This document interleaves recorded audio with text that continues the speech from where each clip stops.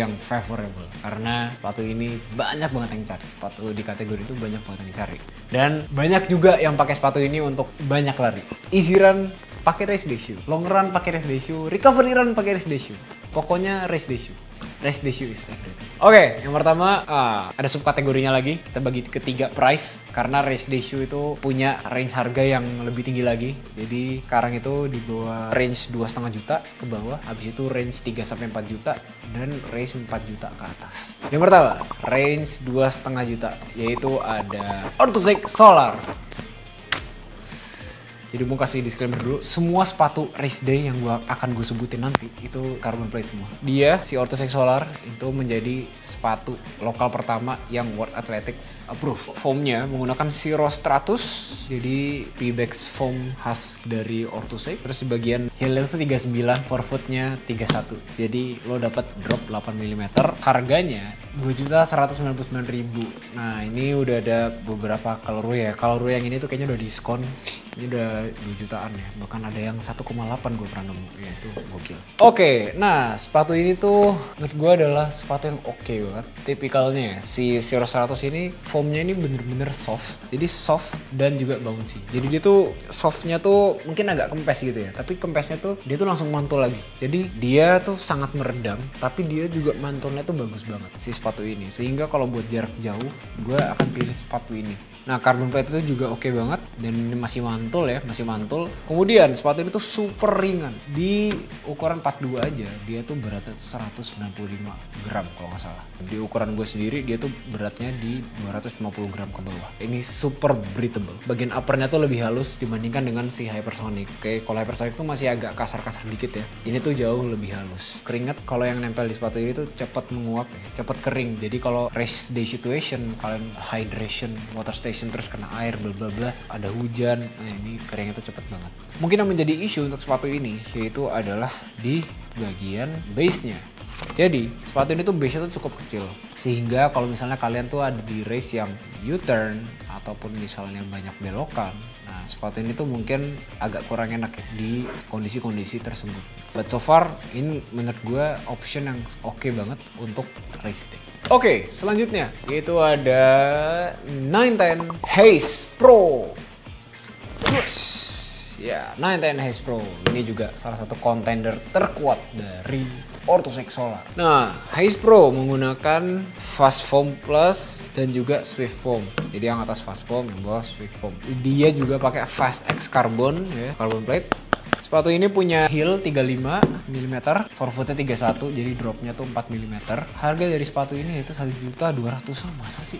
Apa aja yang menarik dari sepatu ini? Sepatu ini meskipun foamnya itu 35-31, tapi dia itu roll overnya tuh oke banget karena rockernya yang cukup tinggi. Kita bisa, ini benar-benar kelihatan ya, bagian rocker itu tinggi banget. Jadi smooth transition untuk toe off-nya, itu tuh gue dapet banget pakai sepatu ini. Sepatu ini tuh juga cukup breathable. Ini kelihatan banget dari bagian uppernya dengan ventilation yang cukup banyak. Ventilation yang cukup banyak, bener-bener bolong-bolong. Dan bagian heelnya nih, gue juga suka. Jadi fit dari bagian collarnya ini bener-bener nyaman. Serius, ini nyaman banget. Kemudian right feel dari sepatu ini tuh bouncy. Tidak merasakan soft di sepatu ini, tapi lebih ke bounce sih. Jadi dia tuh tipe cushionnya tuh yang cenderung lebih firm dan juga responsif gitu untuk si sepatu ini. Mungkin yang menjadi isu untuk sepatu ini adalah di bagian plate-nya. Oke, untuk kelasan race day shoe, menurut gue plate dari sepatu ini mungkin nggak se-stiff itu ya. Ini gue masih bisa nekuk dengan usaha yang tidak terlalu ekstra gitu. Yang perlu jadi pertimbangan juga yaitu bagian expose karbonnya ini yang cukup besar. So, mungkin kalau di bagian heel mungkin nggak masalah. Tapi untuk bagian forefootnya, menurut gue ini menjadi isu. Terutama di bagian ini tuh udah retak. So, kalian mungkin harus pertimbangin banget kalian itu lari di permukaan jalan yang seperti apa. Apakah di situ ada batuan? Pun, kalau misalnya kalian lari di aspal, kalian harus pastiin bahwa aspalnya tuh mulus, tidak ada batuan. Nih, kenain kalau kayak gini, ini jadinya retak kayak gini. Ini bahaya banget. Itu dia, 910 Haze Pro. Nah sekarang kita ke sepatu under 4 juta rupiah. Kayak tadi 2 juta, sekarang kita masuk ke under 4 juta. Pilihan gue yang pertama yaitu jatuh kepada Asics Metaspeed Paris ya, Sky Edge. Sepatu ini tuh oke banget ya. Jadi Asics Meta Speed si Sky Edition Paris ini oke banget ya. Dia itu foamnya pakai FF Turbo Plus. Turbo tuh udah oke, ini pakai Turbo Plus itu lebih oke lagi. Dan dia sudah pakai carbon plate. Nah, yang membedakan Sky dengan Edge, kayak mungkin gue mau remind lagi, yaitu hanya di bagian peletakan model plate-nya aja. Kemudian heel dari sepatu ini, ya stacknya ya, yaitu bagian heel-nya itu 39,5 dan di bagian forefoot-nya itu 34,5. Jadi dropnya ini 5 mm. Ini drop yang cukup rendah. Dan typical drop seperti ini itu tuh oke banget buat fast turnover karena lebih level ke permukaan. Nah, harga dari sepatu ini yaitu ada di Rp3.999.000. Jadi di bawah 4 juta kan? Betul? Betul. Jadi di bawah 4 juta. Yang pertama yang gue suka dari sepatu ini adalah real lightweight banget sepatu ini. Jadi sepatu ini itu tuh di ukuran 42-nya itu tuh beratnya tuh bisa nyentuh di bawah 190 gram. Jadi tuh super ringan dan super breathable banget. Asli breathable banget. Oke, gue coba sepatu ini. Wow, ini benar-benar breathable sih. Fitnya tuh juga gue dapat race day feel-nya untuk uppernya itu tuh oke banget. Jadi nggak yang meskipun snug fit ya, meskipun dia snug fit, tapi dia itu masih ngikutin bentuk kaki. Jadi gue lari itu masih nyaman dengan sepatu ini. Bagian FF Turbo Plus-nya itu tuh oke banget. Jadi improvement dari FF Turbo ke FF Turbo Plus itu bikin si foam ini tuh jadi lebih ringan, lebih bouncy, lebih responsif, lebih mantul, energy return-nya lebih wah kacau dari sepatu ini tuh oke banget sih sepatu ini. Kemudian ditambah dengan carbon plate-nya. Nah, mungkin yang menjadi cons-nya adalah si fit-nya sih, si upper fit-nya ini mungkin nggak semua orang cocok ya. Jadi narrow fit, lebih narrow dari yang version sebelumnya. Jadi kalau kalian itu termasuk pelari dengan wide fit, kalian perlu pastiin kalau pakai sepatu ini tuh nyaman. Karena jangan sampai terlalu sempit, terlalu snug gitu ya. Akhirnya bikin kakinya tuh jadi kram. Kayak jangan sampai kayak gitu. Itu dia, Asics Meta Speed Paris. Oke, next one. Sepatu yang kedua, under 4 juta. Yaitu ada Puma Deviate Nitro Elite 3. Ini dia. Ini adalah underdog shoe. Puma Deviate Nitro Elite 3. Oke. Sepatu ini punya foam Nitro Elite, full Nitro Elite. Dan di tengahnya ada power plate-nya, carbon plate-nya. Carbon plate. Ya, ini tok dengan bagian tag-nya ya. Heel-nya 40, forefoot 32, drop 8 mm dan harganya itu Rp3.299.000. This very good deal. Apa aja yang gue suka dari sepatu ini? Yang pertama yaitu mulai dari Nitro Elite foam yang baru ini, itu bener-bener bouncy. Bouncy-nya tuh dapat banget. Jadi ketika landing kemudian toe off itu dapat banget pantulan dari foamnya gitu. Nah kemudian yang gue suka juga meskipun dropnya ini 8 mm, gue ngerasa dengan sepatu ini untuk menggunakan high cadence itu enak banget. Kenapa? Gue rasa itu dimungkinkan karena redesign carbon plate, redesign plate. Jadi peletakan plate-nya tuh mereka desain sehingga untuk fast turnover itu tuh enak banget. Karena drop 8 mm itu gue punya kecenderungan kalau sepatu dengan drop 8 itu buat turnover yang cepat itu tuh agak dragging gitu ya, agak nyeret ya. Tapi ini enggak. Nah, kemudian sepatunya itu super ringan. Ini bener-bener ringan sepatu ini. Bener-bener ringan. Jadi di ukuran gue ini dia tuh 250 gram ke bawah ya beratnya. Bener-bener ringan banget. Nah terus bagian uppernya si Ultra Wavy ini bener-bener breathable dan juga cepat banget buat evaporate. Bener-bener cepat banget untuk keringat itu nguap. Jadi kalau kalian race di kondisi basah ini ya jangan khawatir karena dia tuh nguapnya tuh cepat. Bagian heel-nya, nah color fit-nya ini menurut gue salah satu race shoe dengan color fit yang oke banget. Dia meskipun minimum, tapi dia masih ngasih support. Jadi masih kasih padding ya. Meskipun cukup minimum, tapi dia masih ngasih padding. Jadi dia masih tetap ngasih comfort meskipun ini race day shoe. Yang gue suka juga yaitu di bagian outsole-nya. Ini super grippy. Ini real, ini grip banget. Ini benar-benar grip.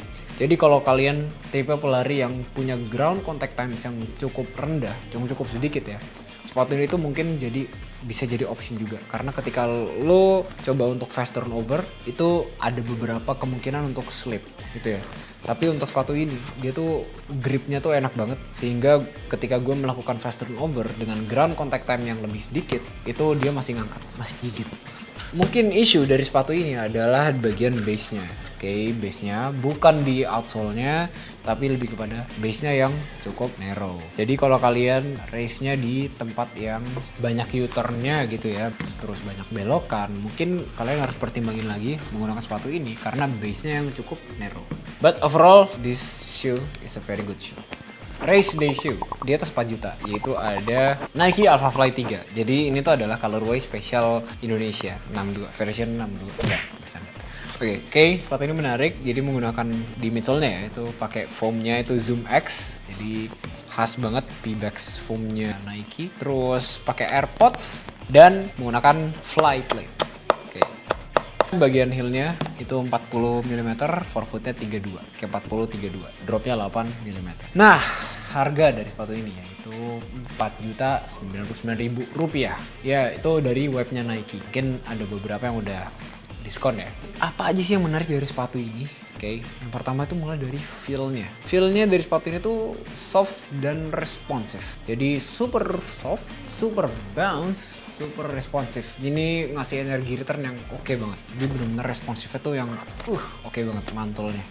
Itu ditambah sama si fly plate-nya, carbon plate-nya yang benar-benar stiff. Jadi kalau lo main pace yang lebih tinggi, ini gua rasa akan lebih enak sih, lebih enak. Nah, terus plus poin dari sepatu ini adalah versatility kepada pace range-nya. Jadi pace range-nya tuh wide, cukup wide. Karena sepatu ini tuh udah dicoba di 5 hour marathon pace, 4 hour marathon pace, bahkan mungkin 6 hour marathon pace itu tuh dicoba di sepatu ini. Dan itu yang menariknya dari si sepatu ini ya. Jadi dia dengan beberapa pace itu dia masih ngangkat. Terus dia tuh juga cukup grippy ya. Jadi bagian rubbernya ini, outsole-nya bener-bener tebel. Terus bagian uppernya itu tuh breathable. Ini di bagian ventilation yang oke banget ya bagian di sini. Jadi untuk airflow-nya tuh dapat banget. Nah, mungkin yang menjadi isu dari sepatu ini adalah fit issue, terutama di bagian upper, karena kayaknya nggak semua orang itu mungkin cocok dengan knit upper ya, atau one piece upper kayak gini untuk race day. Mungkin catatan juga yaitu di bagian sole-nya itu yang berisik. Gua rasa tuh berisiknya itu tuh bukan dari rubber ini tapi dari pods-nya nih. Jadi bagian rubber yang ada di pods-nya ini cukup keras. Jadi kalau kalian lari pakai ini itu cukup berisik. Tak tok tak tok tak tok. Ini kayak berasa banget kalau lari pakai sepatu ini tuh berisik gitu. Tapi kalau kalian suka untuk menunjukkan gue pakai sepatu apa, ya sepatu ini adalah jawabannya. Nike Alphafly 3. Dan sepatu di atas 4 juta yang kedua yaitu Adidas Adizero Adios Pro 4. Ini pakai midsole-nya ya, foamnya tuh Light Strike Pro. Terus dia pakai Energy Rods 2.0. Jadi dia bukan pakai carbon plate tapi Energy Rods. Jadi sistem kerjanya sama dengan carbon plate gitu, tapi ini teknologi sendiri dari Adidas. Terus heel-nya itu 39 mm, forefoot-nya itu 33, jadi drop-nya 6 mm. Harga dari sepatu ini yaitu Rp4 juta, pas 4 juta. Sepatu ini tuh kenapa oke banget ya? Karena yang pertama dia lightweight. Terus feel dari sepatu ini tuh bener-bener super bounce, more to firm tapi tetap responsif gitu. Tapi dia soft, tapi softnya tuh lebih firm ya. Jadi mungkin tidak akan se-soft kalau misalnya kita pakai Alphafly. Jadi dia tuh feel-nya tuh jadi lebih firm. Tapi itu masih ngasih bounce feeling. Kemudian lightweight, kemudian upper fit-nya tuh juga diimprove dari seri yang sebelumnya. Jadi si seri keempat ini lebih oke ya fit-nya. Jadi lebih nyaman ketika dipakai race terutama. Nah, kemudian hal yang baru juga yaitu traction. Jadi di bagian rubbernya ini Adidas itu ngembangin outsole mereka sendiri. Tapi juga mereka nggak meninggalkan si Continental Rubber. Combination lah dengan outsole-nya Adidas, grip itu ya Adidas Rubber itu dengan si Continental Rubber. Mungkin yang menjadi isu untuk sepatu ini adalah pace range. Karena keterbatasan pace sih sebenarnya. Jadi kalau misalnya kalian tuh dengan pace 6 menit per kilometer, mungkin ini bukan sepatu yang oke. Karena mechanics dari sepatu ini menuntut kita untuk berlari cepat. Kalau larinya tuh di atas pace 6, kayak jadi 6.30, 7, mungkin gua rasa lo nggak akan dapet feel dari sepatu ini gitu. Jadi untuk pakai sepatu ini gua rasa kalian juga harus cepat gitu. Dari semua availability, dari semua race day shoe yang ada, kira-kira gue bakal pilih yang mana? Jujur aja, gue pilih Asics Meta Speed Sky Paris. gue akan pilih sepatu itu karena yang pertama ringan dan yang kedua base-nya besar. Gue suka banget sepatu dengan base besar, enak ya dipakai. Sepatu itu juga punya upper yang cukup comfort karena gue adalah triathlon juga. Jadi ada kalanya gue pakai sepatu itu tanpa kaos kaki. Nah si uppernya Asics ini itu upper tuh bagus banget. Oke banget, jadi gue masih nyaman menggunakan uppernya si Asics. Kalau misalnya di urutan 2 gue mau pilih yang mana? Mungkin gue akan pilih Alpha Fly 3. Oke, Alpha Fly 3 ini karena pace range-nya tuh enak, besar ya. Jadi gue akan pilih itu. Dan urutan ketiga gue akan pilih Puma Deviate Nitro Elite 3. Itu lebih karena dia masih sangat ringan ya, ringan banget. Dia masih responsif, bouncy, harganya pun juga kompetitif banget. Tapi yang lebih menarik adalah penggunaan foamnya, yaitu pakai si Elepatic TPU yang membuat foamnya ini tuh lebih durable daripada typical Pebax foam yang mungkin udah nyentuh 200-300 km itu udah mulai kempes banget. Sedangkan si Elepatic TPU ini dia masih bisa durable, bahkan mereka bisa berani klaim itu sampai 800 km. Oke fam, so itu dia recap sepatu terbaik tahun 2024, mulai dari daily trainer, speed trainer sampai dengan race day shoe. Itu adalah pendapat gue pribadi. Nah, kalau menurut kalian punya masukan sendiri nggak untuk 3 kategori sepatu tersebut? Oke, kasih tahu gue di comment section di bawah. Alright, itu dia guys. Satria signing out. Thank you for watching and bye for now.